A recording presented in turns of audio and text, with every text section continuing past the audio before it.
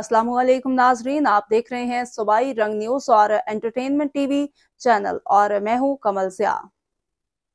सबसे पहले नजर डालते हैं आज की अहम खबरों पर। खबर शामिल करते हैं रावलपिंडी से। RA बाजार पुलिस की कार्रवाई, 16 साल लड़के से ज्यादती करने वाला मुलजिम गिरफ्तार। मुद्दई मुकदमे के मुताबिक मुलजिमान अदील, हमजा और बिलाल ने मेरे बेटे को ज्यादती का निशाना बनाया, वीडियोज़ भी बनाई। RA बाजार पुलिस ने मुतासरा बच्चे के वालिद की दरख्वास्त पर मुकदमा दर्ज करके मुलजिम अदील को गिरफ्तार कर लिया। SHO के मुताबिक मुतासरा लड़के का मेडिकल प्रोसेस करवाया गया है, जबकि मुलजिम के दीगर साथियों को भी गिरफ्तार किया जाएगा। SP पोटोहार का कहना था कि मुलजिम को करार वाक़ई सज़ा दिलवाने के लिए तमाम कानूनी तकाजे पूरे किए जाएंगे, जबकि ज़्यादती जैसे वाक़यात नाकाबिले बर्दाश्त हैं।